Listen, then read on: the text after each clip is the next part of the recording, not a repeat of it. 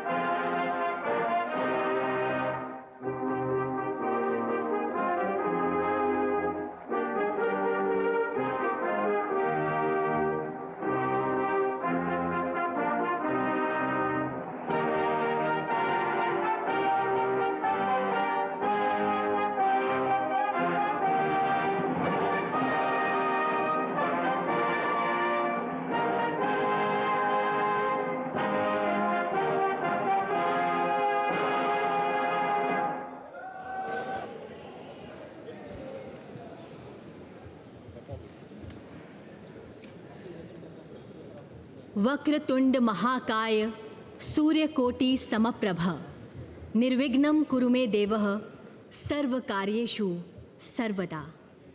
आप सभी माननीय विशिष्ट जनों को गणेश चतुर्थी की हार्दिक शुभकामनाएं।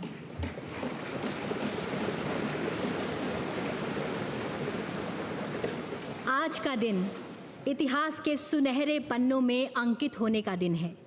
ये दिन परिवर्तन का है, एक नए शुभ आरंभ का, पुरातन से नवीनता की ओर बढ़ने का, परंपराओं को साथ लिए आधुनिकता के साथ कदम ताल करने का। और इसी पल को एक साथ जीने के लिए हम सब एकत्रित हुए हैं संसद के ऐतिहासिक केंद्रीय कक्ष में। आप सभी माननीय विशिष्ट जनों का हार्दिक स्वागत, अभिनंदन एवं शत शत वंदन।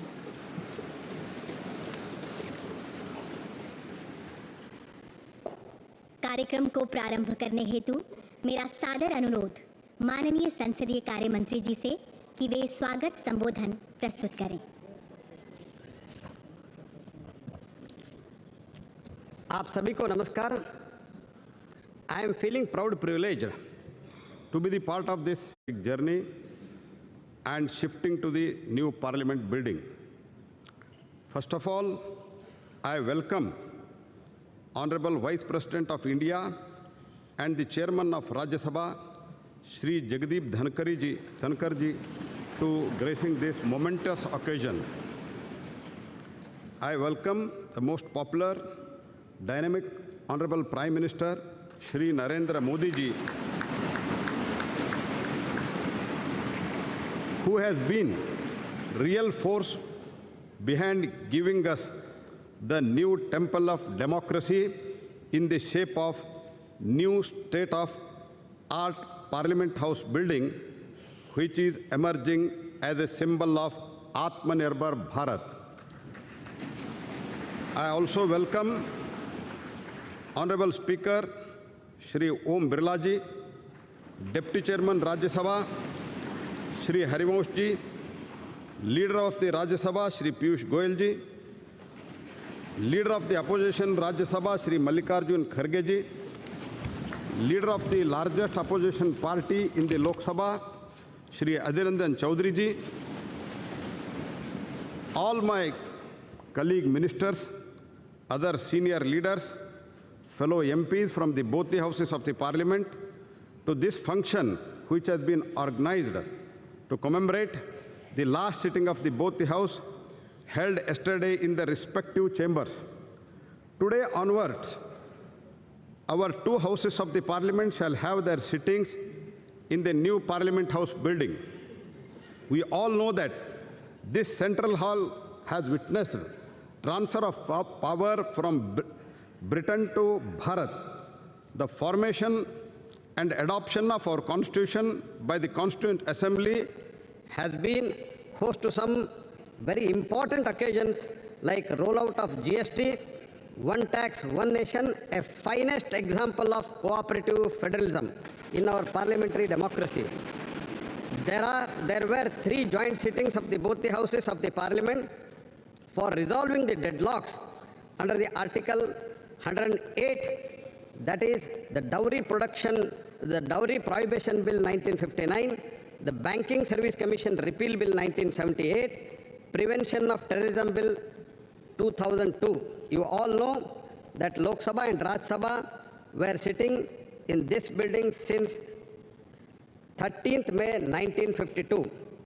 Along with all my fellow members of the Parliament and other stakeholders of this Parliament, I am very happy and enthusiastic about the functions of the two houses of the Parliament henceforth from the new building, which is the symbol of new and emerging Bharat, paving the way for the developed nation as envisaged by Prime Minister by 2047. At the end, I would like to say that our journey so far is marked by excellent achievements, memorable experience, difficult challenges, remarkable milestones. As we go ahead, let us learn from our previous experiences so far and reaffirm our commitment to our historic democratic values and tirelessly work for the betterment of the person last in the queue. Jai Hind. बहुत बहुत धन्यवाद मान्यवर। अब संबोधन हेतु मैं आमंत्रित करना चाहूंगी लोकसभा में कार्यकाल की दृष्टि से वरिष्ठतम वर्तमान संसद सदस्य श्रीमती मेनका गांधी जी को।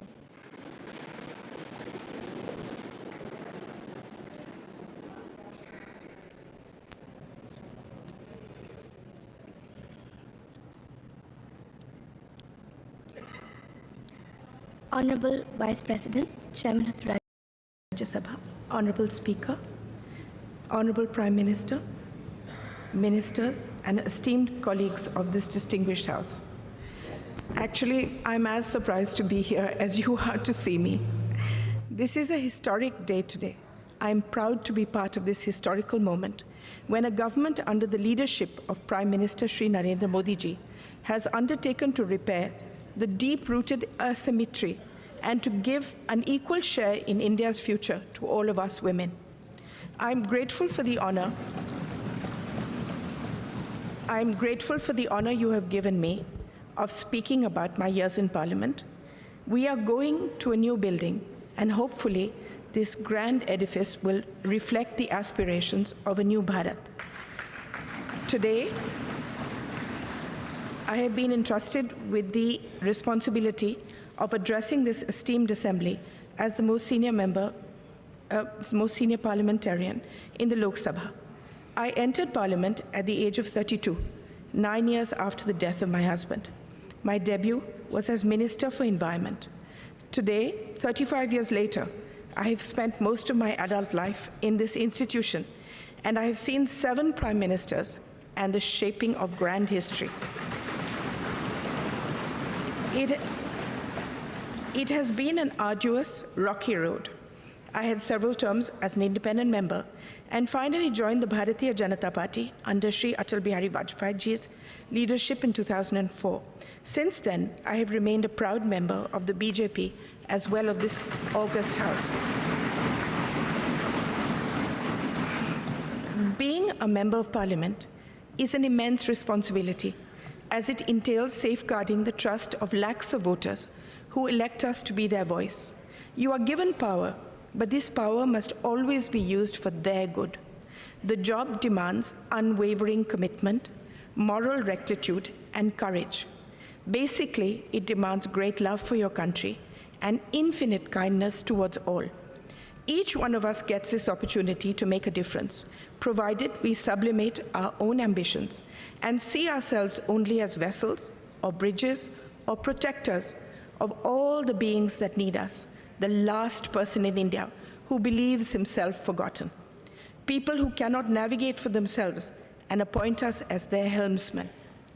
I have tried to make the most of every minute to bring about change wherever I am, whether as Environment Minister, when many institutions and laws that safeguard us were passed, as Social Justice Minister setting up Alimco, which now looks after all the disabled in the country, Childline, which was regarded internationally as the best institution for looking after street children, stopping child labor in the carpet industry. You can change things wherever you are.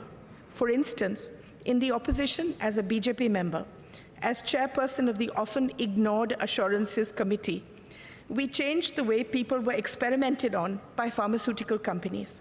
They were not paid or even asked before becoming guinea pigs. This was changed by us. During Atalji's time, we brought in the vital red and green dot on foods, allowing people to know whether they were eating vegetarian, non-vegetarian food. We repaired an institutional deception by food companies. No service, no job is too small that it should not be taken seriously. My happiest moment was being given the responsibility by the Prime Minister, who coined the phrase, Beti Bachao, Beti Padhao.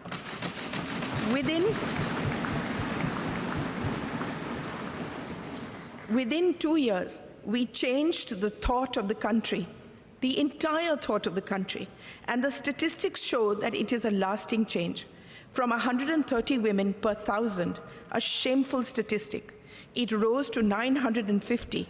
Crores of girls were saved.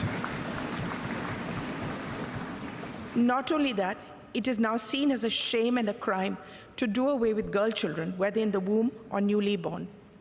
Now that we are going into a new building, a new phase, I want to tell all the young people here that politics is never fulfilling unless you have a grand passion and a commitment outside it, unless a fire of curiosity burns within you.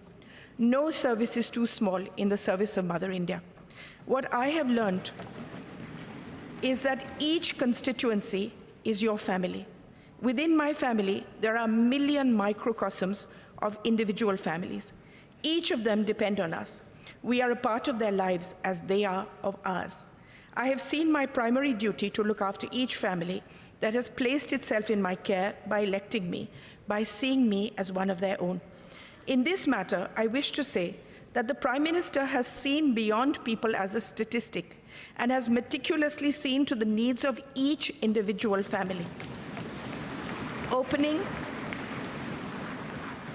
Opening bank accounts, giving dignity in the form of toilets, home water taps, building homes for the poor, gas cylinders, giving young people loans, skilling them, protecting them through the largest pandemic in history, saying that no one remained hungry.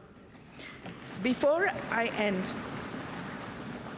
I would like to tell you a few things that I have learned in my long journey so far. Never give up. There are times in all our lives where the world sits heavy on our shoulders and there doesn't seem any path ahead. It will take courage, determination, and a commitment to something larger than ourselves to forge ahead. Have faith in the goodness of your fellow man. Quieten your mind and soldier on. Believe in yourself. You are an instrument of goodness. If you fight for good, you will always be protected. Use the pain that we all have in our hearts to make yourself a better human being, not to embitter you. Use the pain in your heart to see the pain in the hearts of millions of beings around you and dedicate your life to them. I want to speak to all the women here. The world is still an unequal place, and we as women need to be the greatest champions of and for each other. We need to support and protect each other, especially young women across the social spectrum who lead a marginalized existence so that they have the ability to forge their own destinies. There is no greater power in the world than the power of empathy and kindness, and this transforms the life of someone weaker than you. Kindness serves as its own reward. The greatest bank balance that we will ever possess is that of good deeds that we leave in our wake. That is the only legacy that will remain. My faith in God is unwavering. I see Him in everyone and everything. I see everything as sacred. I leave you with one thought. We are all part of one divine thread, and we are all connected, closer than we can imagine. Let us, irrespective of any differences we may have, wish happiness, protection, and on this holy day of Ganesh Chaturthi, a life free of obstacles for us and all our countrymen. Illuminate the lamp of goodness in our hearts. Jai Hind, Jai Bharat.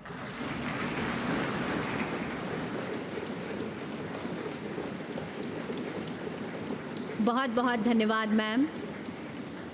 आपने बिल्कुल सही कहा ये वो देश है जहां बेटियां आगे बढ़ती हैं।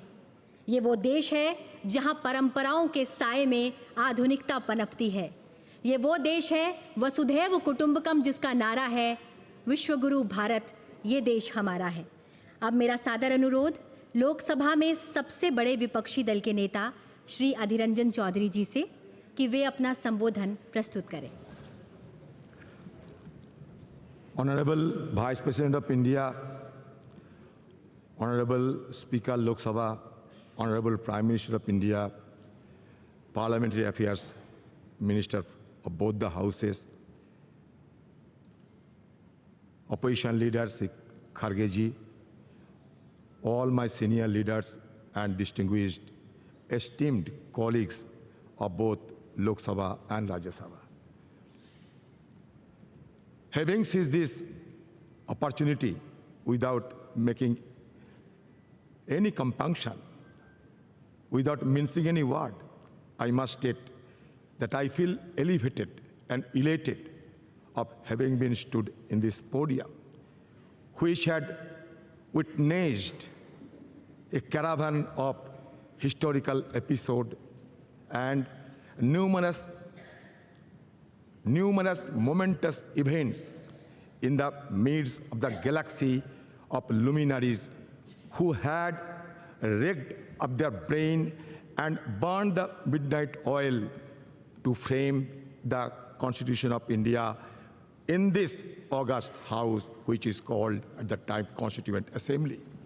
So we are proud of all of them, numbering 389 members, including 296 from British India and 93 from princely states.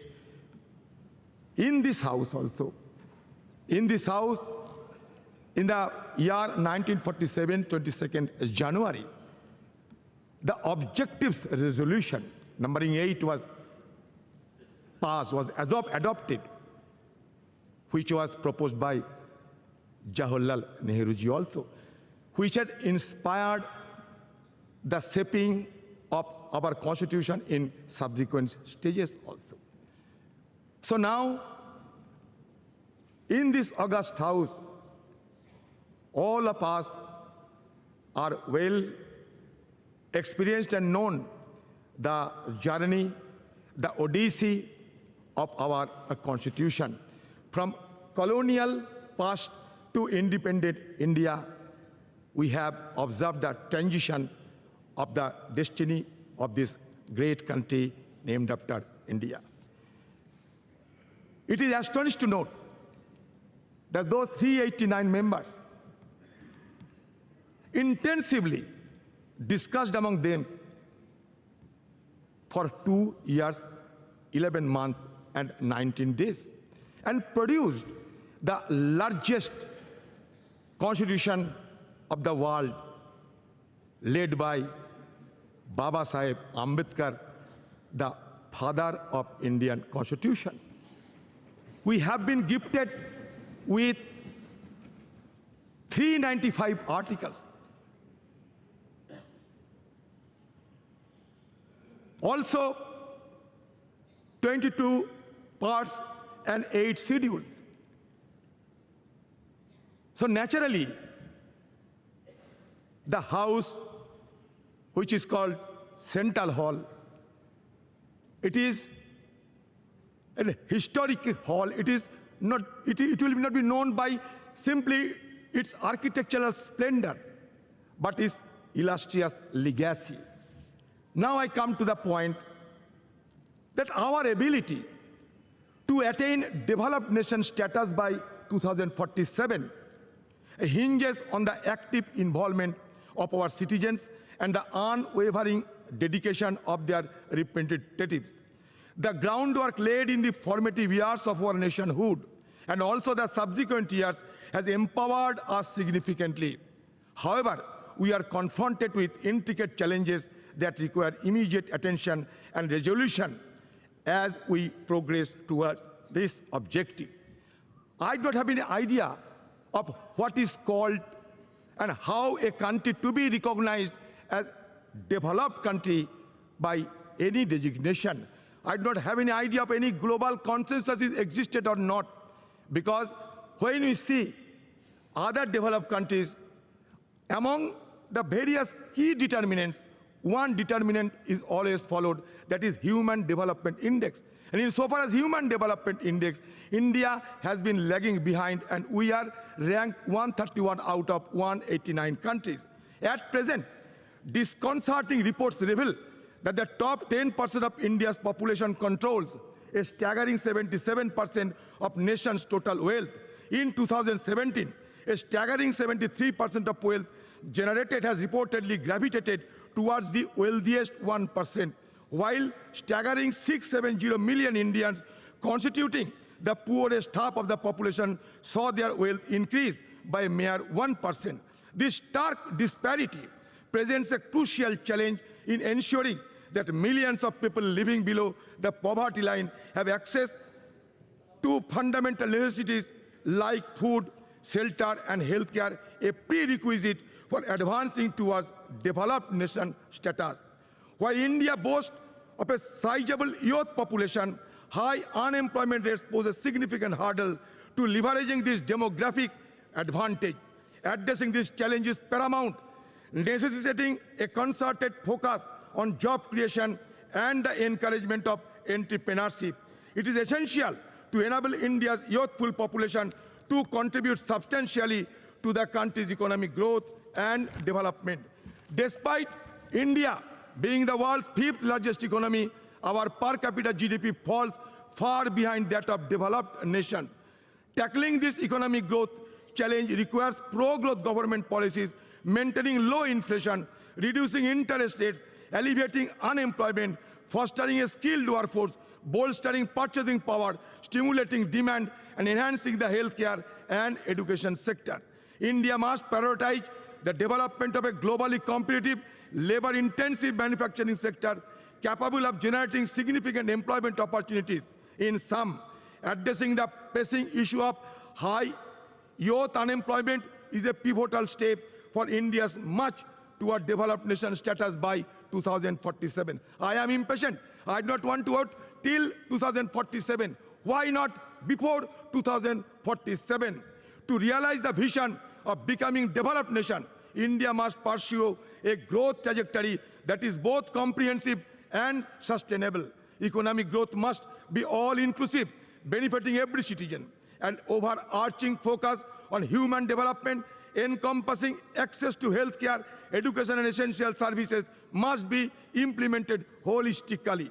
The challenge of transforming India into a developed nation by 2047 are substantial, encompassing poverty, infrastructure deficit, and environmental sustainability. By implementing a holistic strategy that encompasses infrastructure development, attraction of investment, enhancement of education, promotion of innovation, social welfare, environmental conservation, paying emphasis on manufacturing and integration of technology, India can pave the way for its emergence as a developed nation. It is only with unwavering determination, collective commitment, that the country can realize this visionary goal and unlock its potential on the global stage. I will conclude by saying that धरती सिखाते हमने सबको बोझ उठाना, गगन सिखाते हमने ऊपर उठते जाना, सूरज की लाली से सीखा जग आलोकित करना, चंदा की किरणों से सीखा सबको पीड़ा हरना, पर्वत ने सिखाए हमने दृढ़ संकल्प बनाना, नदी सिखाए हमने आगे बढ़ते जाना, सागर की लहरों ने सीखा दुख सुख सहे जाना, और तूफान ये सिखलाते हैं आफत में ना घबराना और आफत से टकराना. हम चाहते हैं कि ये separation of power should be maintained in a judicious manner, and also in presence of all the guiding light of our country. I must suggest that India is not a homogeneous society, rather it is a heterogeneous society. But now the need of the hour is to maintain the harmonious society. With this word, I am concluding my speech. Thank you. Jai Hind, Bande Mataram. धन्यवाद sir. अब मेरा सादर आग्रह है राज्यसभा में सदन के नेता श्री पीयूष गोयल जी से कि वे अपना वक्तव्य प्रस्तुत करें। राज्यसभा के सभापति आदरणीय जगदीप धनखड़ जी, श्रद्धेय प्रधानमंत्री श्री नरेंद्र मोदी जी, लोकसभा अध्यक्ष आदरणीय ओम बिरला जी, उपसभापति श्री हरिवंश जी, श्री मल्लिकार्जुन खड़गे जी, श्री आदिर रंजन चौधरी जी, श्री प्रहलाद जोशी जी, माननीय सांसदगण, नमस्कार। गणेश चतुर्थी के पावन अवसर पर आप सभी को हार्दिक शुभकामनाएं। विघ्नहर्ता गणपति बाप्पा सभी को सुख एवं शांति प्रदान करें और देश की प्रगति के लिए हमारे प्रयासों को सफल बनाएं। हमारे संविधान के निर्माता भारत रत्न डॉक्टर बाबा साहेब अम्बेडकर जी तथा संविधान सभा के माननीय सदस्यों की स्मृति को मेरा कृतज्ञ वंदन। विगत 75 वर्षों में देश की सेवा करने वाले सभी सम्मान्य सांसदों को भी मेरा सादर नमन। कल हम सभी ने इस भवन में सार्थक चर्चा की और अपनी यादों और अनुभवों को सबके साथ साझा किया। आज नए संसद भवन में प्रवेश करना एक ऐतिहासिक पल है जो हम सभी के लिए यादगार रहेगा। इस शुभ अवसर पर मैं आप सभी को बहुत बहुत बधाई देना चाहता हूँ। नया संसद भवन हमारी सांस्कृतिक विरासत और आधुनिकता का जीवंत उदाहरण है। नए संसद भवन में स्थापित प्राचीन सेनगोल से प्रेरणा लेकर हम सभी कर्तव्य भावना से देश सेवा के तत्पर रहेंगे। आदरणीय प्रधानमंत्री श्री नरेंद्र मोदी जी के दूरदर्शी नेतृत्व में भारत एक वैश्विक शक्ति बन रहा है।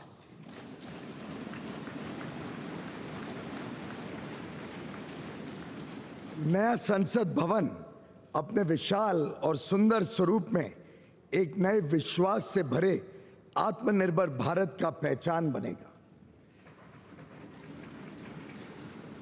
पार्लियामेंट हमेशा से एकता का प्रतीक रहा है। यह हमारे संविधान के मूल्यों की सुरक्षा करता है, जो विभिन्न भाषाओं, संस्कृतियों और परंपराओं के बावजूद हमें एक राष्ट्र के रूप में बांधने का काम करता है। यहाँ अनुभव का ज्ञान और युवाओं की ऊर्जा मिलकर 140 करोड़ देशवासियों के उज्जवल भविष्य को आकार देने का काम करते रहेगी। और मैं समझता हूँ आज का दिन एक सकारात्मक सोच के साथ आगे बढ़ने का है। कई सारे विषय रहे, आज़ादी के बाद कई सारे चुनौतियाँ रहीं। शायद कई सारी चुनौतियाँ समय पे अगर समाधान कर दिया होता तो और जल्दी 2047 के पहले भी देश विकसित बन जाता। पर हमारे पास जो वर्ष मिले, जो काम करने का, देश ने सेवा करने का मौका दिया, उसमें जो अभूतपूर्व प्रगति देश ने देखी है, मैं समझता हूँ इसको आगे लेकर इस देश को नई ऊंचाइयों तक माननीय प्रधानमंत्री नरेंद्र मोदी जी के नेतृत्व में हम सब मिलकर काम करेंगे। लक्ष्य बड़ा है, राह कठिन है, पर मुझे पूरा विश्वास है संसद में जो जनप्रतिनिधि बैठेंगे वे अपने दायित्वों का पूर्ण निष्ठा से निर्वहन करेंगे और अमृत काल में एक समृद्ध, सशक्त और विकसित भारत के सृजन का आधार बनेंगे। बहुत बहुत धन्यवाद। भारत माता की जय। सादर धन्यवाद सर। अब मेरा सादर अनुरोध राज्यसभा में नेता प्रतिपक्ष श्री मल्लिकार्जुन खड़गे जी से कि वे अपना संबोधन प्रस्तुत करें।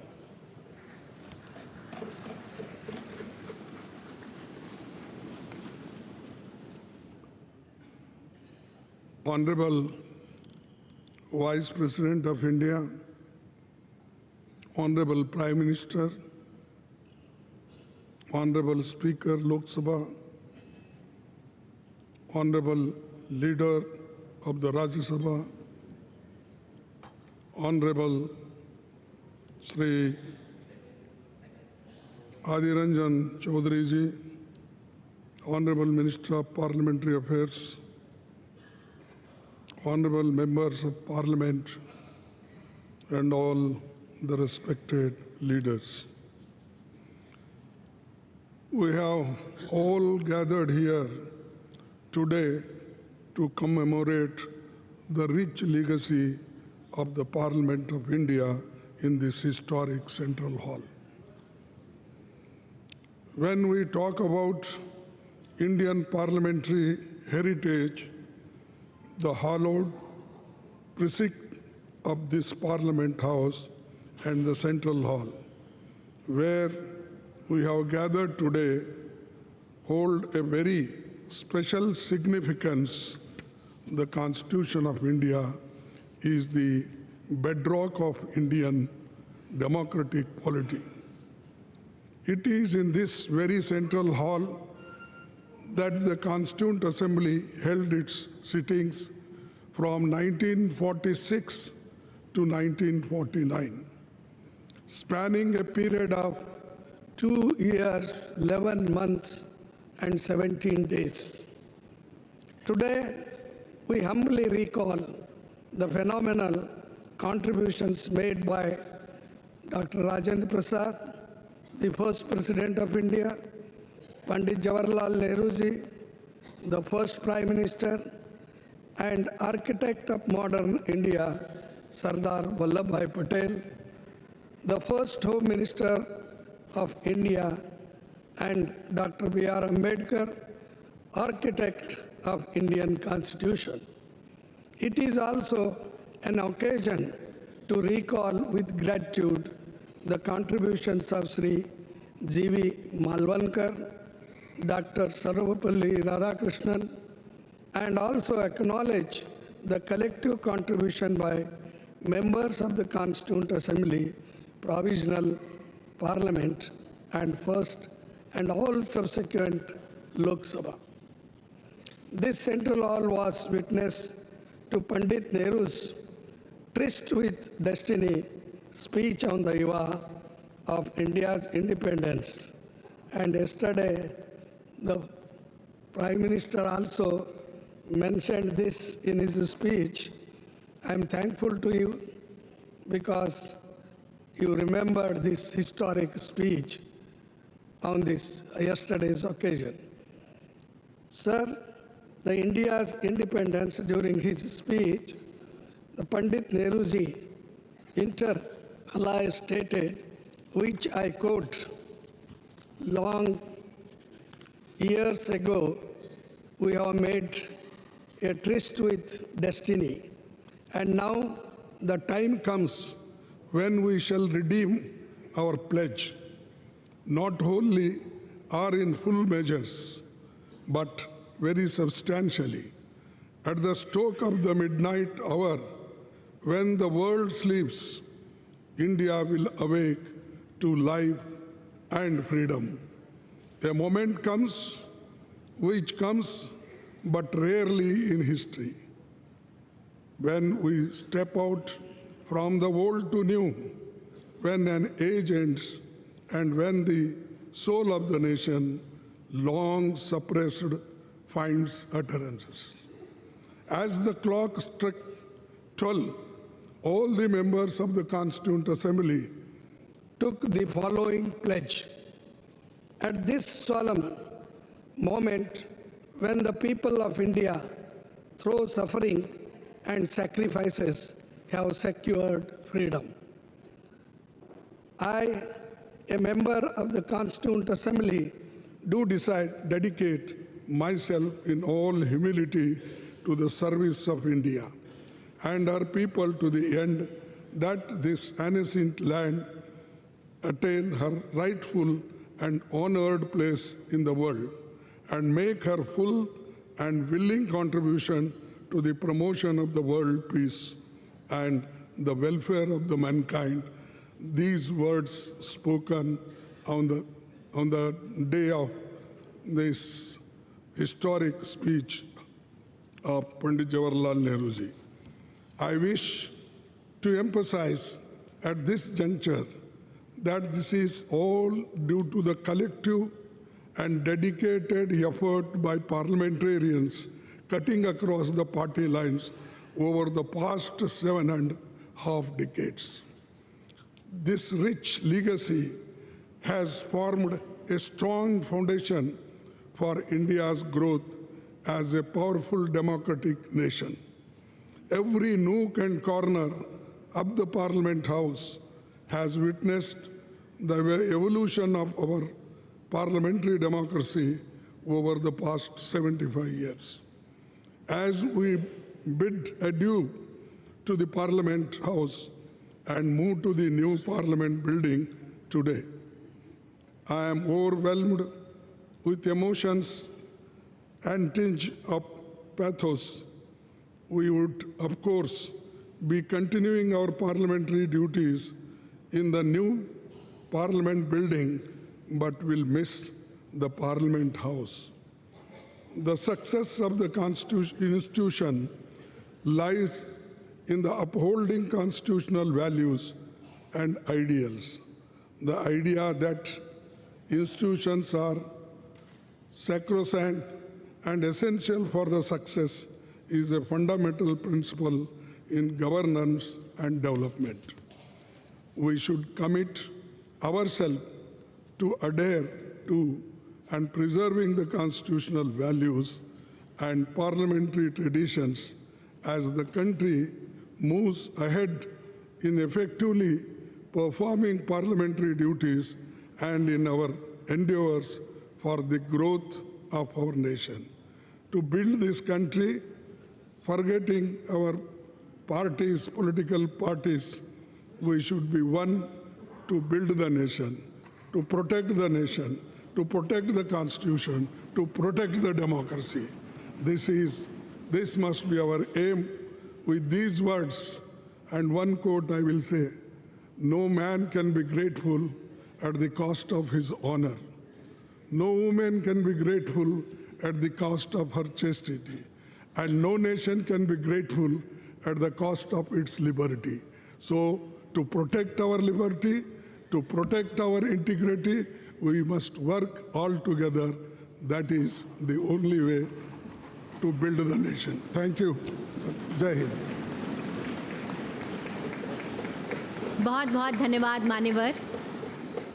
अब मेरा माननीय आग्रह है माननीय लोकसभा अध्यक्ष श्री ओम बिरला जी से कि आप हम सभी को अपने शब्दों द्वारा अनुग्रहित करें।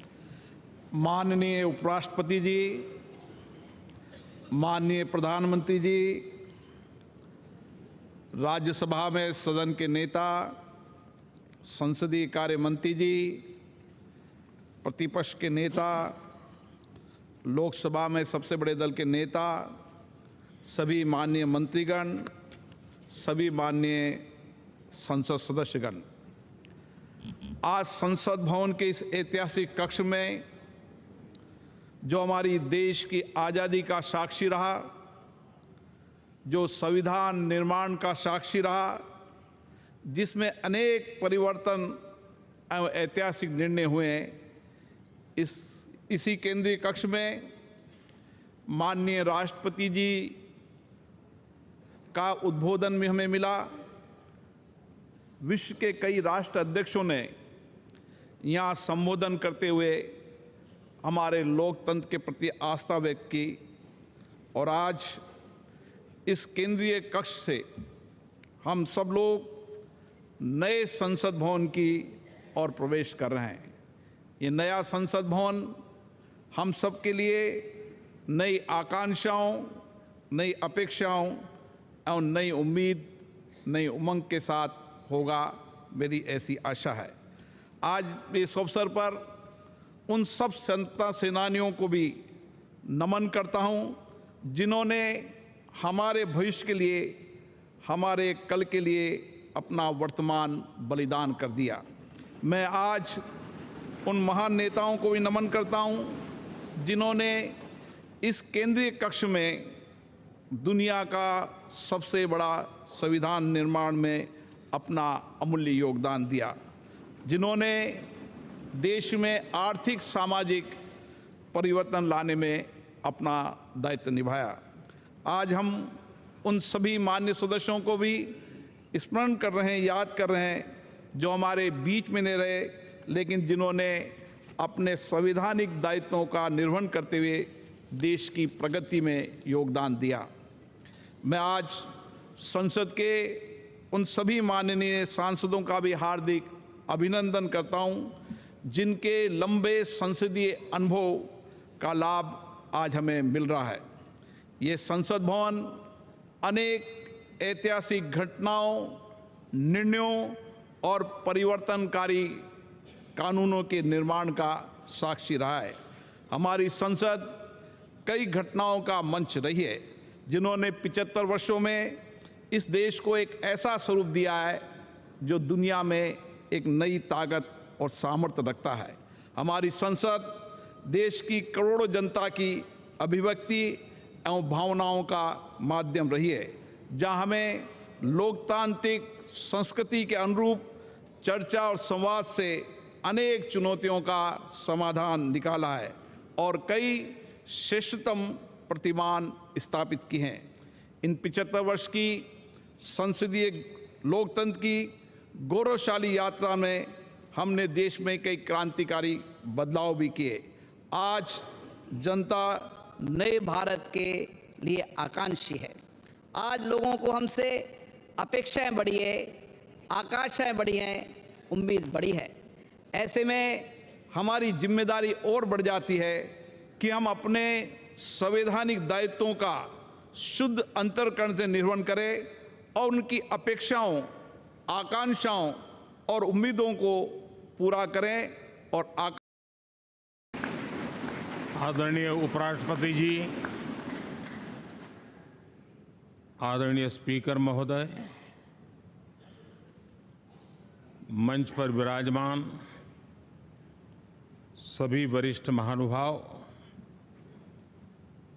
और 140 करोड़ देशवासियों के प्रतिनिधि, सभी माननीय सांसदगण,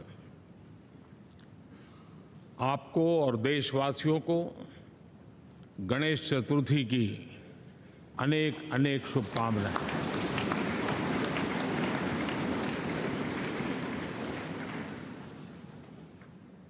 आज नए संसद भवन में हम सब मिलकर के नए भविष्य का श्री गणेश करने जा रहे हैं।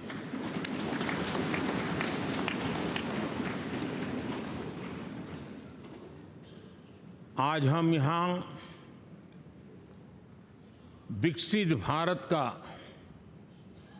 संकल्प दोहराना,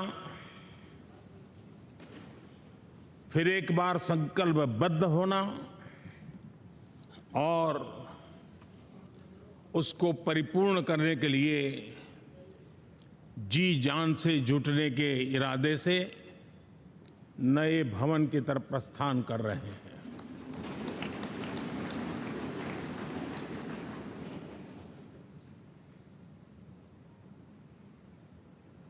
सम्माननीय सभागृह, ये भवन और उसमें भी ये सेंट्रल हॉल एक प्रकार से हमारी भावनाओं से भरा हुआ है।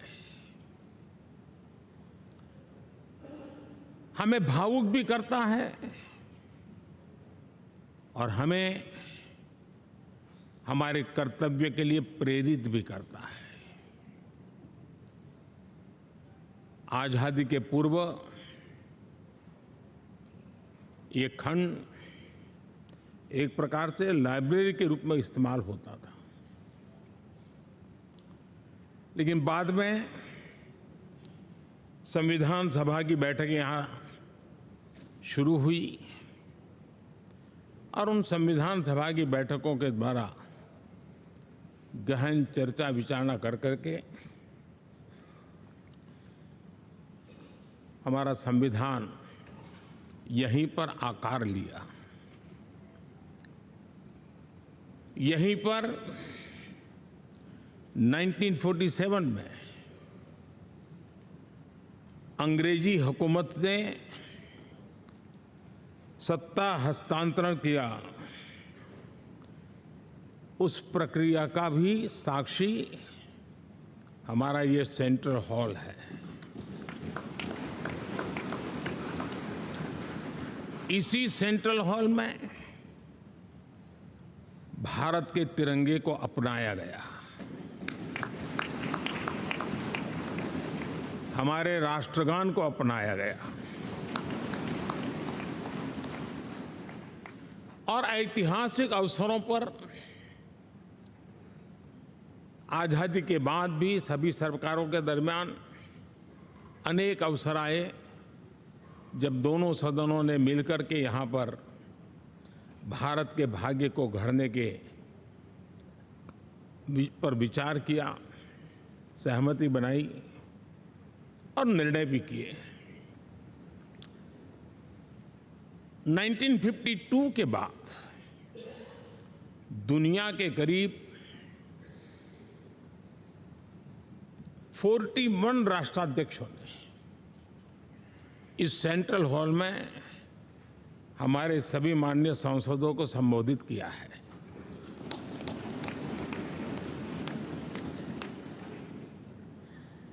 हमारे राष्ट्रपति महोदयों के द्वारा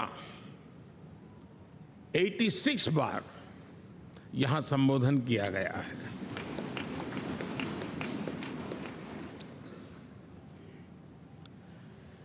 बीते 7 दशकों में जो भी साथी इन जिम्मेवारियों से गुजरे हैं, जिम्मेवारियों को संभाली है, अनेक कानूनों, अनेक संशोधन और अनेक सुधारों का हिस्सा रहे हैं।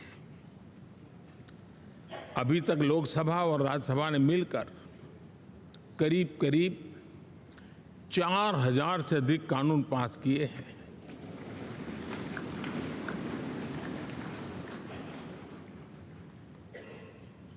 और कभी जरूरत पड़ी तो जॉइंट सेशन के माध्यम से भी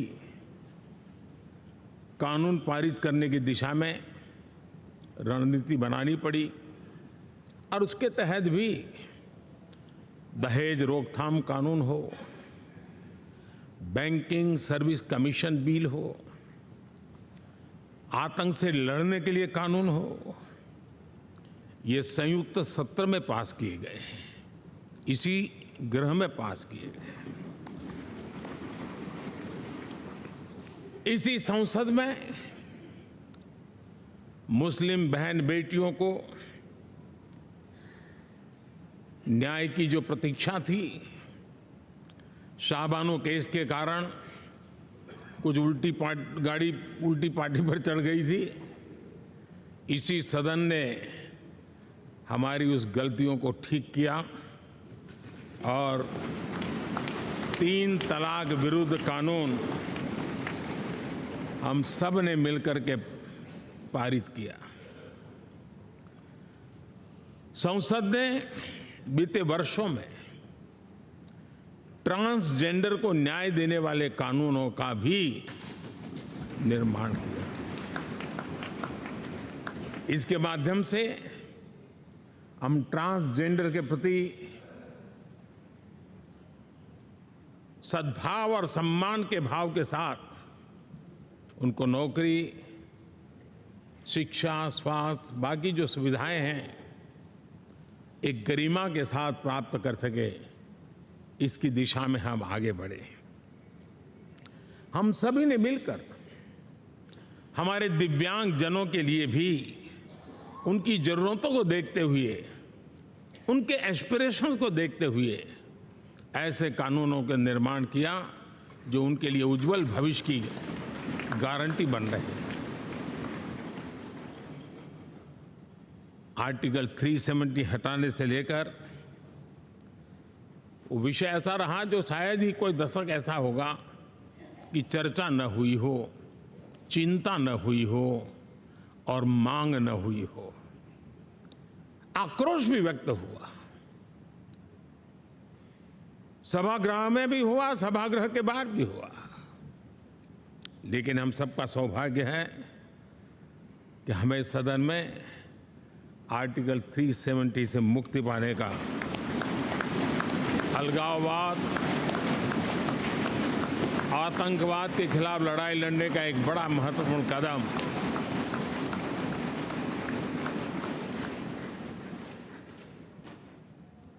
और इस महत्वपूर्ण काम में माननीय सांसदों की, संसद की बहुत बड़ी भूमिका है। जम्मू कश्मीर में इसी सदन में निर्मित हुआ संविधान हमारे पूर्वजों ने दिया हुआ वो महामूल्य दस्तावेज जम्मू कश्मीर में लागू करते हैं तो इस मिट्टी को प्रणाम करने का मन करता है। आज जम्मू और कश्मीर शांति और विकास के रास्ते पर चलने के लिए प्रतिबद्ध हुआ है और नए उमंग, नए उत्साह, नए संकल्प के साथ जम्मू कश्मीर के लोग आगे बढ़ने का कोई मौका अब छोड़ना नहीं चाहते हैं। ये दिखाता है कि संसद के सदस्यों ने मिलकर के संसद के भवन में कितने महत्वपूर्ण काम किए हैं। माननीय सांसदगण, लाल किले से मैंने कहा था यही समय है, सही समय है।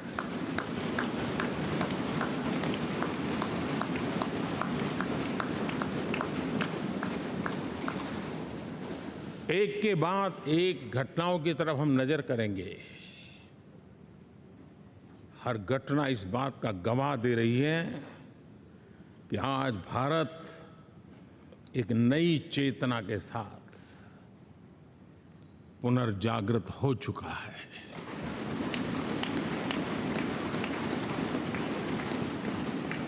भारत नई ऊर्जा से भर चुका है और यही चेतना, यही ऊर्जा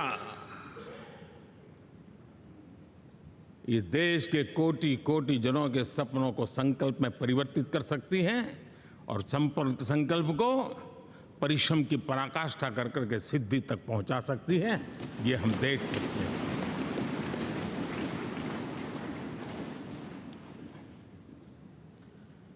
और मेरा विश्वास है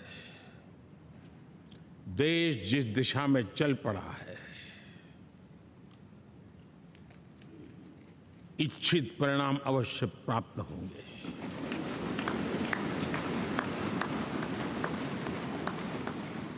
हम गति जितनी तेज करेंगे, परिणाम उतने जल्दी मिलेंगे।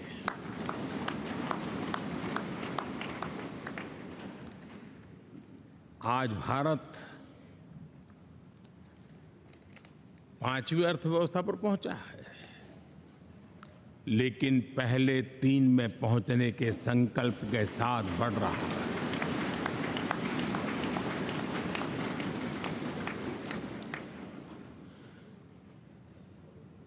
और मैं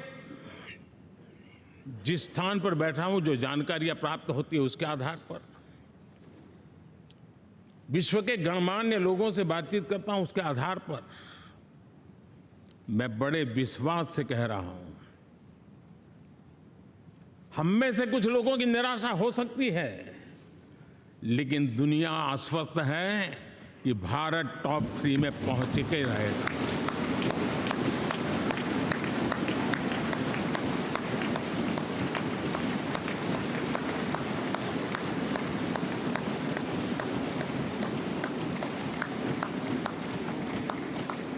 भारत का बैंकिंग सेक्टर आज अपनी मजबूती के कारण से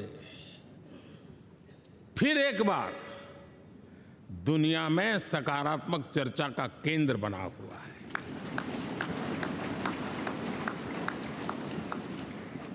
भारत का गवर्नेंस का मॉडल, यूपीआई,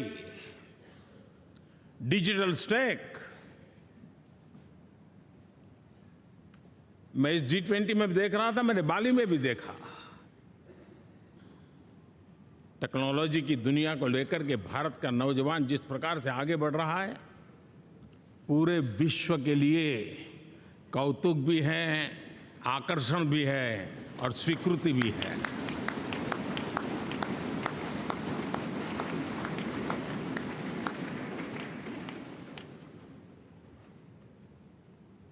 हम सब उस ऐसे कालखंड में हैं, मैं कहूंगा हम लोग एक भाग्यवान लोग हैं। ऐसी भाग्यवान समय में हमें कुछ दायित्व निभाने का अवसर आया है और हमारा सबसे बड़ा भाग्य है कि आज इंडियन एस्पिरेशंस उस ऊंचाई पर हैं जो शायद पिछले 1000 साल में नहीं रहे होंगे।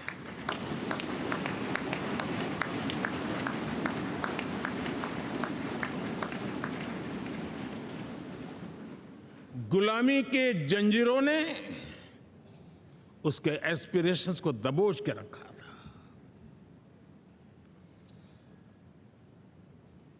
उसकी भावनाओं को तहस नहस कर दिया था।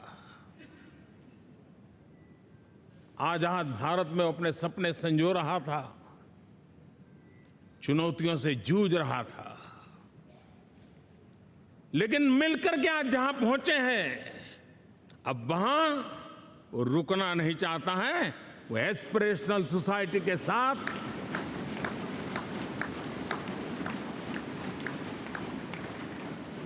नए लक्ष्य गढ़ना चाहता है।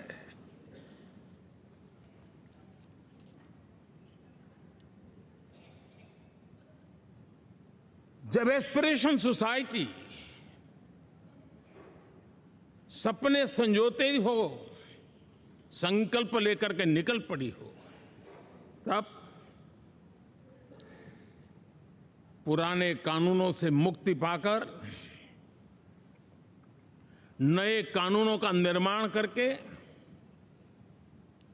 उज्जवल भविष्य के लिए एक मार्ग प्रशस्त करने का दायित्व हम सभी सांसदों का सविशेष होता है।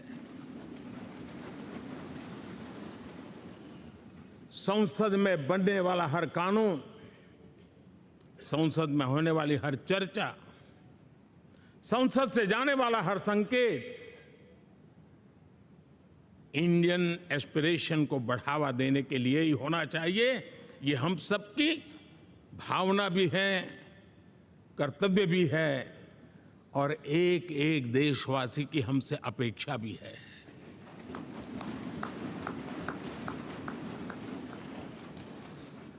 हम जो भी रिफॉर्म करें, उसके मूल में इंडियन एस्पिरेशन सबसे सर्वोच्च पद पर होना चाहिए, प्राथमिकता पर होना चाहिए।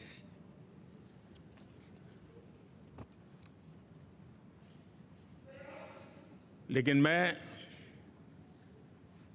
बहुत सोच समझ करके कहना चाहता हूं,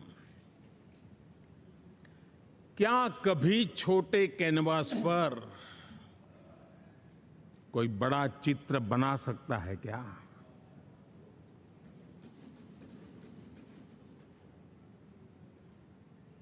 जैसे छोटे कैनवास पर बड़ा चित्र नहीं बन सकता, वैसे हम भी अगर हमारे सोचने के कैनवास को बड़ा नहीं कर सकते, तो भव्य भारत का चित्र भी हम नहीं अंकित कर सकते।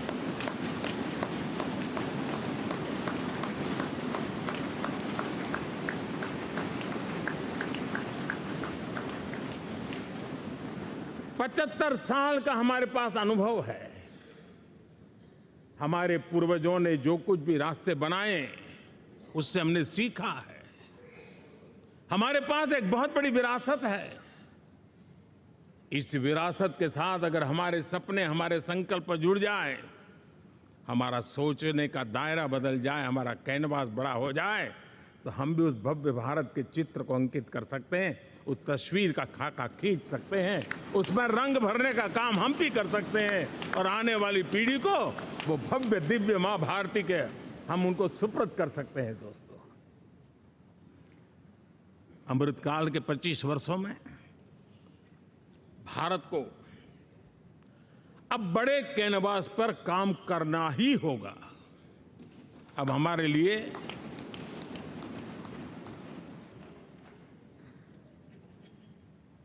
छोटी छोटी चीजों में उलझना वो वक्त चला गया है। हमें आत्मनिर्भर भारत बनाने के लक्ष्य को सबसे पहले परिपूर्ण करना चाहिए और हमसे शुरुआत होती है, हर नागरिक से शुरुआत होती है। और आज दुनिया में भी एक समय ऐसा था कि लोग मुझे कहते थे, हमारे बड़े बड़े बुद्धिजीवी और अर्थशास्त्री लिखते थे कि मोदी आत्मनिर्भर की बात करता है तो मल्टीलेटरलिज्म के सामने चुनौती तो बन नहीं जाएगा, ग्लोबल इकोनॉमी के ज़माने में ठीक तो नहीं होगा। लेकिन 5 साल के भीतर भीतर देखा, दुनिया भारत के आत्मनिर्भर मॉडल की चर्चा करने लग गई है।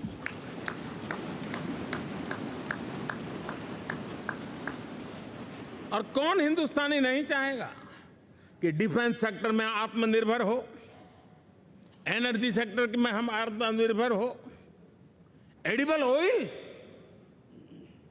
क्या इस देश को आत्मनिर्भर नहीं होना चाहिए? कृषि प्रधान देश हम कहते हैं, खाने का तेल क्या देश बाहर से लाएगा? बहुत समय की मांग है कि हमें आत्मनिर्भर भारत को संकल्प को पूरा करना, ये हम सबका दायित्व है। उसमें दल आड़े नहीं आते हैं, सिर्फ दिल चाहिए, देश के लिए चाहिए।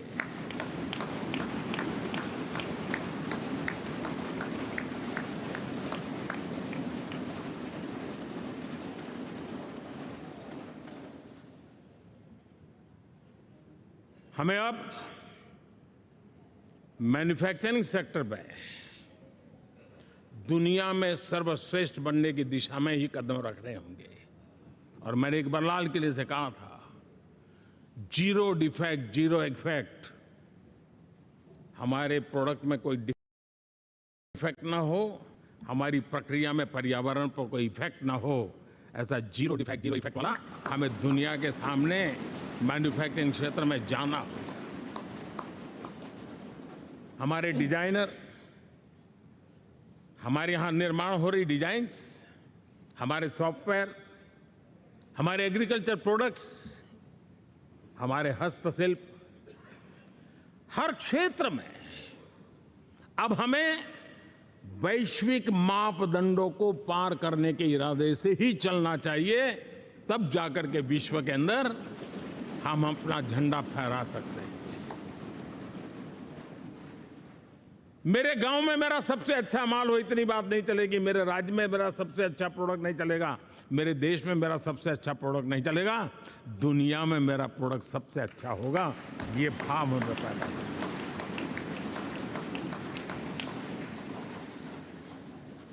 हमारी यूनिवर्सिटीज दुनिया के अंदर टॉप रैंकिंग में आए, अब इसमें हमें पीछे नहीं रहना है। हमारे शिक्षा जगत को नई नेशनल एजुकेशन पॉलिसी मिली है, एक खुलापन है, सर्व स्वीकृत बनी है, उसके सहारे अब हमें चल पाना है। और दुनिया के टॉप मोस्ट यूनिवर्सिटीज में अभी जब G20 में विश्व के मेहमान आए तो मैंने नालंदा की एक तस्वीर रखी थी वहाँ, और जब मैं दुनिया को कहता था 1500 साल पहले मेरे देश में दुनिया की उत्तम से उत्तम यूनिवर्सिटी हुआ करती थी, तो उन सुनते ही रह जाते थे। लेकिन हमें उसे प्रेरणा लेनी है, पर प्राप्त तो अभी करके रहना है, ये हमारा संकल्प होना चाहिए।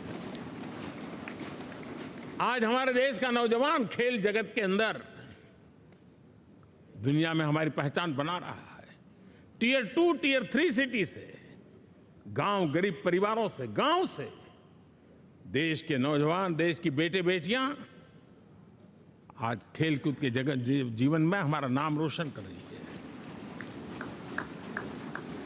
लेकिन देश चाहता है और देश का संकल्प होना चाहिए कि अब खेलकूद के हर पोडियम पे हमारा तिरंगा भी लहराता होगा।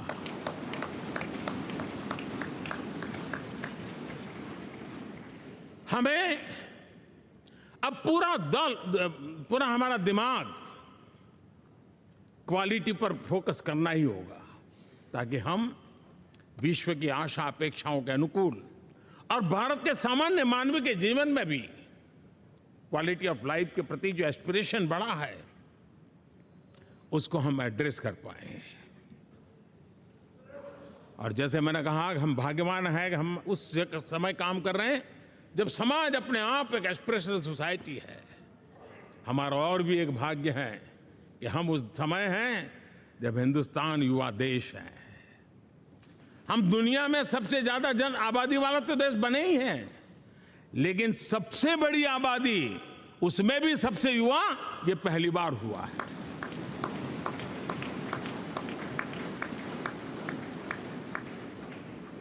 जिस देश के पास ये युवा शक्ति हो, युवा सामर्थ्य हो, तब हमें उसकी टैलेंट पे भरोसा है, हमें उसकी संकल्प शक्ति पे भरोसा है, उसकी साहस में हमें भरोसा है।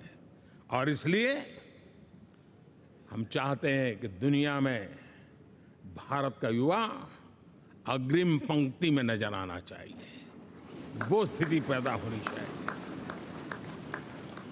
आज पूरी दुनिया को स्किल मैन पावर की बहुत बड़ी जरूरत है और भारत विश्व की इस आवश्यकता की पूर्ति के लिए अपने आप को सज्ज कर सकता है और उन आवश्यकताओं को पूरी कर करके दुनिया में अपनी एक जगह भी बना सकता है। और इसलिए विश्व में उनकी आवश्यकता के लिए किस प्रकार के मैन पावर की जरूरत है, किस प्रकार के उनको ह्यूमन रिसोर्स की जरूरत है, उस स्किल मैपिंग का काम भी चल रहा है और उस स्किल मैपिंग के अनुसार भारत के अंदर स्किल डेवलपमेंट की तरफ हम बल दे रहे हैं। और जितना ज्यादा हम स्किल डेवलपमेंट पर बल देंगे, भारत के नौजवानों का सामर्थ्य विश्व में अपना डंका बजाने में कोई कमी नहीं रखेगा। और हिंदुस्तानी जहां गया है उसने अच्छाई की छाप छोड़ी है, कुछ कर गुजरने की छाप छोड़ी है। ये सामर्थ्य हमारे अंदर पहले से पड़ा हुआ है और हमारे पहले जो लोग गए हैं उन्होंने इससे छवि भी बना के रखी हुई है। आपने देखा होगा पिछले दिनों करीब 150 नर्सिंग कॉलेज एक साथ खोलने का निर्णय किया। पूरे दुनिया में बहुत बड़ी रिक्वायरमेंट है नर्सिंग की। हमारी बहन, हमारी बेटियां, हमारे बेटे उस क्षेत्र में दुनिया में पहुंच सकते हैं, आसानी से पहुंच सकते हैं। पूरे विश्व की जरूरत है और ये तो मानवता का काम है जिसमें हम पीछे नहीं रहेंगे। आज मेडिकल कॉलेजेस का इतना व्यापक रूप से निर्माण देश की आवश्यकता तो पूरी करनी ही करनी है, दुनिया की आवश्यकताओं में भी योगदान दे सकते हैं। कहने का तात्पर्य यही है, हर छोटी चीज पर बारीकी से ध्यान देते हुए, उस पर अपना ध्यान केंद्रित करते हुए हमें आगे बढ़ना है। हमें भविष्य के लिए सही समय पर सही फैसले भी लेने होते हैं। हम फैसलों को टाल नहीं सकते हैं। हम राजनीतिक लाभ नुकसान के गणा भाग के अंदर अपने आप को बंधी नहीं बना सकते हैं।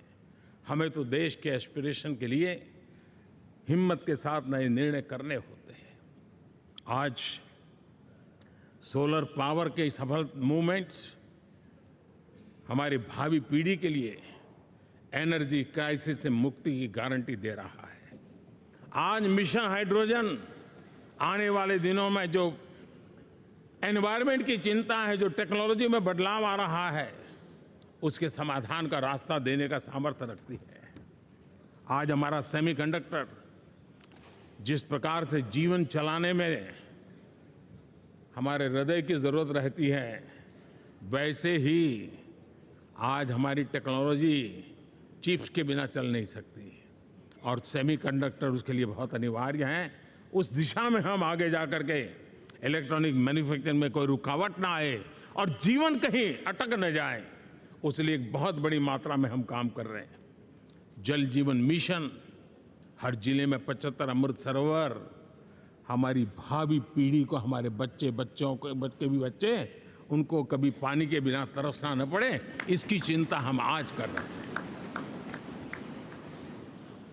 विश्व के बाजार में हमारा हर व्यापार कारोबार पहुंचे, कॉम्पिटिटिव ताकत के साथ खड़ा रहे, लॉजिस्टिक सिस्टम को और अधिक कम खर्च वाला बनाना, एफिशिएंट बनाना, उस दिशा में हम बहुत नीतियां लेकर के चल रहे हैं। आज समय की मांग है कि भारत का एक ऐसा भारत का हम निर्माण करें। नॉलेज, इनोवेशन, ये समय की मांग है और दुनिया में हमें अग्रिम पंक्ति में जाने का ये रास्ता भी है।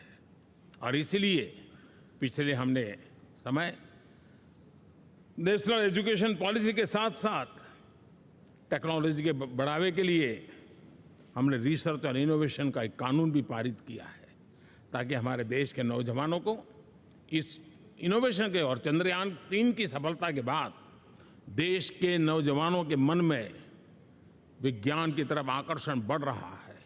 हमें मौका गंवाना नहीं है।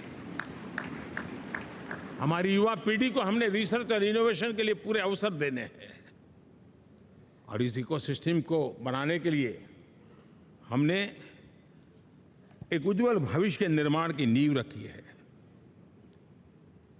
आदरणीय बंधुगण, सामाजिक न्याय ये हमारी पहली शर्त है। बिना सामाजिक न्याय, बिना संतुलन, बिना समभाव, बिना समत्व हम इच्छित परिणामों को घर के भीतर प्राप्त नहीं कर सकते हैं। लेकिन सामाजिक न्याय की चर्चा बहुत सीमित बन के रह गई। हमें उसको व्यापक रूप में देखना होगा। हम किसी गरीब को कोई सुविधा दें, किसी समाज में दबे कुचले व्यक्ति को कोई सुविधा दें, वो तो सामाजिक न्याय की एक प्रक्रिया है। लेकिन उसके घर तक पक्की सड़क बन जाए ना, वो भी सामाजिक न्याय के लिए उसको मजबूती देती है। उसके घर के नजदीक में बच्चों के लिए अगर स्कूल खुल जाए तो वो भी उसको सामाजिक न्याय की मजबूती देती है। उसको बिना खर्च अगर आरोग्य में समय की जरूरत पड़े वो मिले, तब जाकर के सामाजिक न्याय की मजबूती मिलती है। और इसलिए जिस प्रकार से समाज व्यवस्था में सामाजिक न्याय जरूरत है, वैसा ही राष्ट्र व्यवस्था में सामाजिक न्याय की आवश्यकता है। अब देश का कोई हिस्सा पीछे रह जाए, अविकसित रह जाए, ये भी सामाजिक न्याय के खिलाफ है। दुर्भाग्य से देश का पूर्वी इलाका, भारत का पूर्वी भाग जो समृद्धि से भरा हुआ है, लेकिन वहां के नौजवानों को रोजगार के लिए दूसरे इलाके में जाना पड़ रहा है। ये स्थिति हमें बदलनी है। हमारे देश के उस पूर्वी भाग को, इलाका को समृद्ध बना करके सामाजिक न्याय की मजबूती भी हमने देनी है। असंतुलित विकास, शरीर कितना भी स्वस्थ क्यों न हो, लेकिन एक उंगली को भी अगर लकवा मार गया है तो शरीर स्वस्थ नहीं माना जाता है। भारत कितना ही समृद्ध हो, लेकिन कोई अंग उसका दुर्बल रह जाए तो भारत समृद्धि में पीछे है, मानना पड़ेगा। और इसलिए हम सर्वांगीण विकास के पक्ष में, सामाजिक न्याय की उस ऊंचाई को प्राप्त करने के पक्ष में, दिशा में हमें आगे बढ़ना है। चाहे पूर्वी भारत हो, चाहे नॉर्थ ईस्ट हो, हमें उन चीजों को प्राप्त करना। और उसी लिए जो रणनीति कितनी सफल हुई है, 100 एस्पिरेशनल डिस्ट्रिक्ट पर विशेष काम किया, नौजवान अफसरों को लगाया गया, एक स्ट्रेटेजी बनाई गई। आज दुनिया उस मॉडल की चर्चा कर रही है और आज 100 डिस्ट्रिक्ट देश के कोने कोने में जो पीछे माने जाते थे, उसको बोझ मान लिया गया था। आज स्थिति ये बनी है कि वो 100 डिस्ट्रिक्ट अपने अपने राज्य में लीड कर रहे हैं, राज्य की एवरेज से भी ऊपर जा रहे हैं। और इस सफलता को देख करके सामाजिक न्याय की इस भावना को मजबूत करते हुए 100 डिस्ट्रिक्ट में से आगे बढ़ करके अब जमीनी स्तर पर ले जाने के लिए 500 ब्लॉक तक उनको एस्पिरेशनल डिस्ट्रिक्ट ब्लॉक के नाते आइडेंटिफाई करके उसको मजबूती करने देने का काम चल रहा है। और मुझे विश्वास है ये एस्पिरेशनल ब्लॉक्स हैं वो एक विकास का नया मॉडल बनने वाले हैं। वो एक प्रकार से देश के विकास के एक नए ऊर्जा केंद्र बनने की संभावना रखते हैं और उस दिशा में भी हम आगे बढ़ रहे हैं। माननीय सांसदगण, आज विश्व की नजर भारत पर है।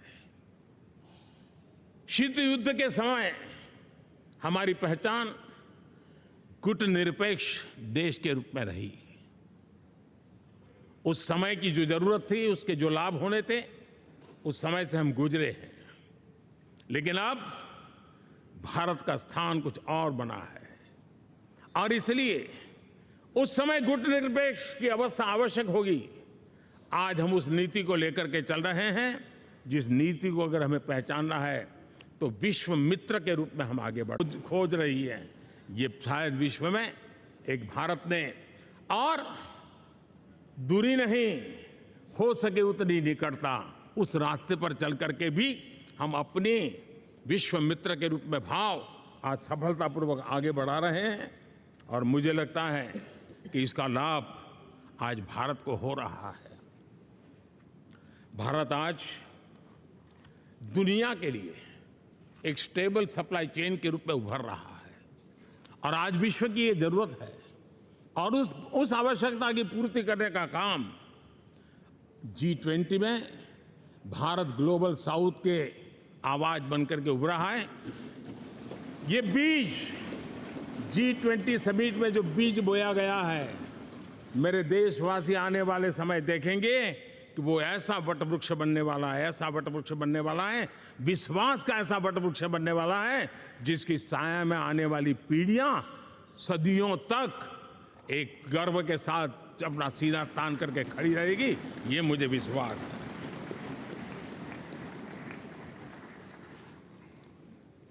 इस G20 में एक बहुत बड़ा काम हमने किया है, बायोफ्यूल अलायंस का। हम विश्व के नेतृत्व करते रहे, दिशा दे रहे हैं और विश्व को बायोफ्यूल अलायंस में दुनिया के सभी देश देखते ही देखते उसकी सदस्यता ले रहे थे और एक बहुत बड़ा आंदोलन खड़ा होने जा रहा है और जिसका नेतृत्व ये हमारा भारत कर रहा है। छोटे छोटे महाद्वीप, उनके साथ भी आर्थिक कॉरिडोर बनाने की दिशा में हमने बड़ी मजबूती के साथ कदम उठाए हैं। आदरणीय बंधुगण, आदरणीय उपराष्ट्रपति जी, आदरणीय स्पीकर महोदय, आज हम यहां से विदाई लेकर के नए भवन में जा रहे हैं, संसद के नए भवन में बैठने वाले हैं और ये शुभ है, गणेश चतुर्थी के दिन बैठ रहे हैं।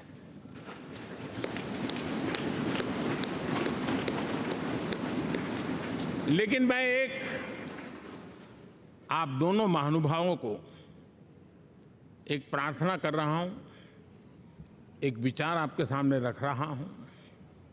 मैं आशा करता हूं कि आप दोनों मिलकर के उस विचार पर जहां भी जरूरत पड़े मंथन करके कुछ निर्णय अवश्य कीजिए। और मेरी प्रार्थना है, मेरा सुझाव है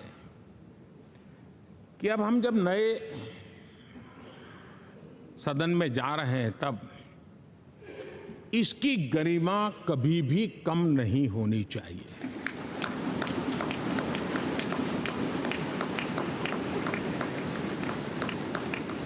इसे सिर्फ पुरानी पार्लियामेंट कह करके छोड़ दें, ऐसा नहीं होना चाहिए। और इसलिए मेरी प्रार्थना है कि भविष्य में अगर आप सहमति दे दोनों महानुभाव, तो इसको संविधान सदन के रूप में जाना जाए।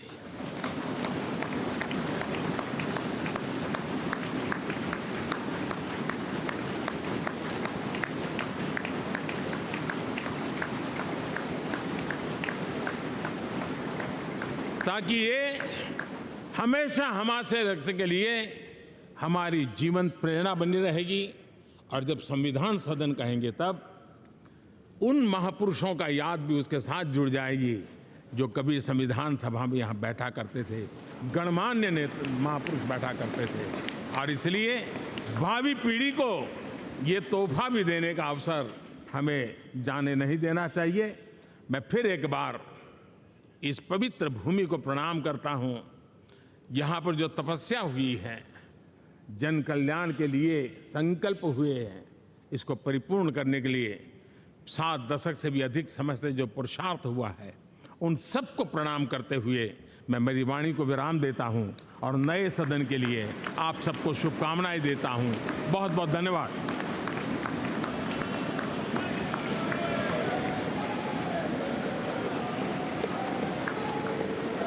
बहुत बहुत धन्यवाद मान्यवर। अब मेरा विनम्र निवेदन माननीय उपराष्ट्रपति जी एवं राज्यसभा सभापति श्री जगदीप धनखड़ जी से कि आप हम सभी का मार्ग प्रशस्त करें।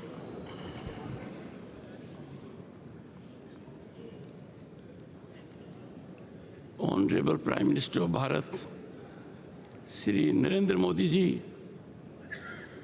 Honourable speaker Lok Sabha Shri Om Birla ji, Shri Prahlad Joshi ji, union minister of parliamentary affairs, Shri Piyush Goyal ji, leader of house Rajya Sabha, honourable ministers, Shri Adhir Ranjan Chowdhury, leader of opposition in Lok Sabha, Shri Mallikarjun खड़गे ji, leader of opposition Rajya Sabha, honourable deputy chairman Rajya Sabha and honourable members of parliament. Ganesh Chaturthi की सभी को हार्दिक शुभकामनाएं।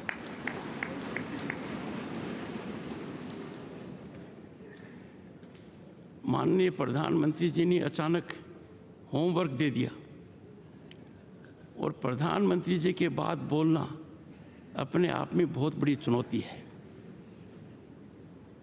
On this momentous occasion, as we stand on the threshold of adding a new chapter to the annals of our parliamentary democracy, I congratulate you all on our phenomenal rise.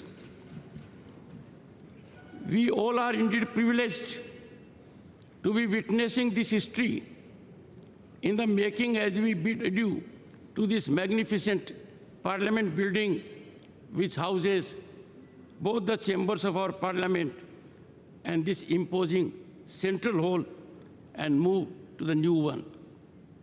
Traversing over 7-decade journey from Samvidhan Sabha to the present day in Amrit Kal, these hallowed precincts have witnessed many a milestone.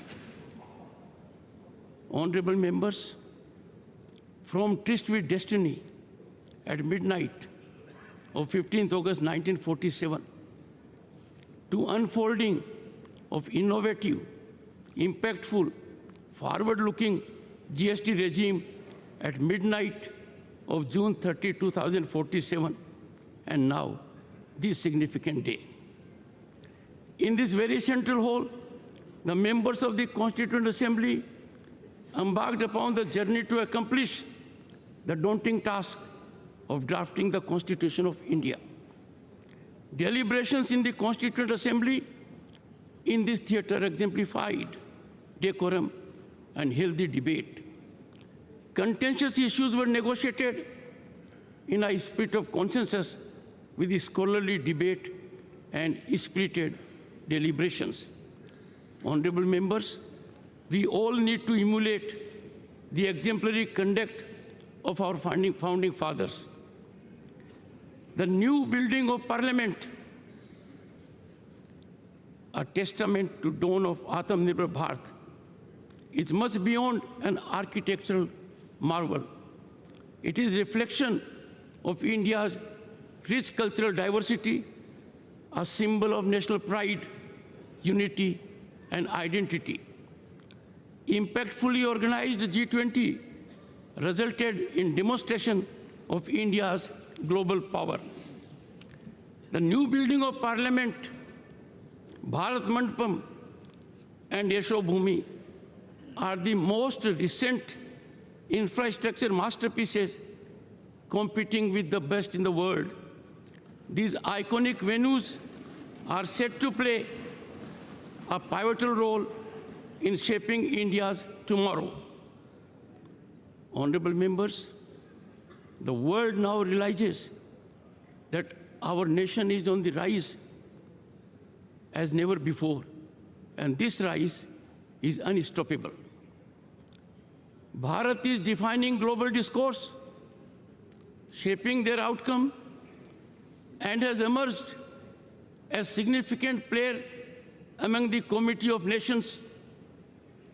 Bharat is dominating as an agenda setter for global peace, climate transition, and economic development on par with other leading players. In this encouraging scenario, generating hope and optimism all around, I find it a befitting occasion to congratulate Prime Minister Narendra Modi for his sagacious approach, people-centric vision, missionary zeal, and exemplary execution. Salute and appreciate contribution of the people in all walks of life and our bureaucracy that is enjoined with execution of policies. Honorable members, time has come to give up once and for all the premise of justifying transgression of conduct and outrageous disregard of rules in the temples of democracy by making reference to past instances. As we march into the new Parliament building, we must enhance cooperation and consensual approach. Time for us to bid farewell to confrontational stance and resolve to ever keep national interest uppermost. Honorable members, it is time, right time, to bury the strategy of weaponizing disturbance and disruption in parliamentary functioning, as these are antithetical to democratic values and can never have sanction of our people who are our ultimate masters. I would like to quote Dr. B.R. Ambedkar, who in his final speech in the Constituent Assembly stated, I quote, "If we wish to maintain democracy, not merely in form, but also in fact, what must we do? The first thing in my judgment we must do is to hold fast to constitutional methods of achieving our social and economic objectives," unquote. Let us heed his clarion call. On this decisive moment, as we are witnessing the transformation of Bharat, appreciations to Prime Minister Narendra Modi's vision and sagacity for fructifying tryst with modernity. We had tryst with destiny in 1947. We are lucky and fortunate by efforts of the Prime Minister that we are having today tryst with modernity for over 1 billion hearts. His role in this monumental task of shaping the destiny of 1/6 of humanity would forever be etched in history. Honorable members, this historic walk to the new building of Parliament in Amrit Kal be the march to Bharat at 2047 as developed a nation. Let us in togetherness make the new chambers of the Parliament the sanctum sanctorum of our temple of democracy. Jai Hind.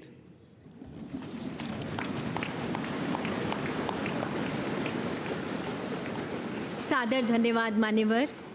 कार्यक्रम के समापन से पूर्व आप सभी से अनुरोध कि राष्ट्रगीत के सम्मान में अपने स्थान पर खड़े हो जाएं।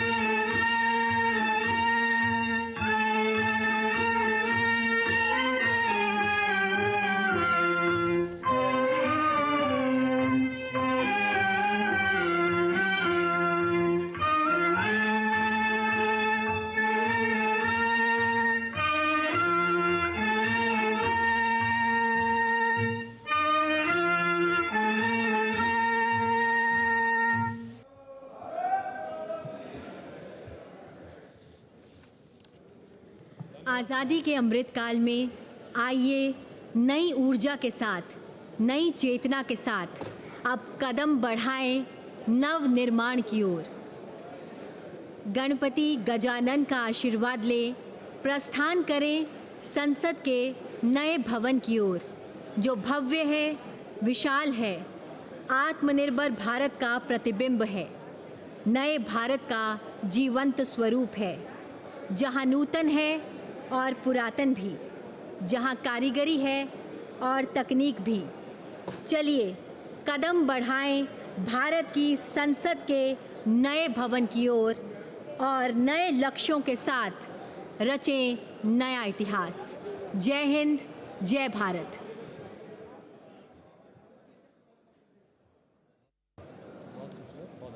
Have it. Send a hello to me on WhatsApp. I don't have a number. संसद टीवी वाले में हूँ आप?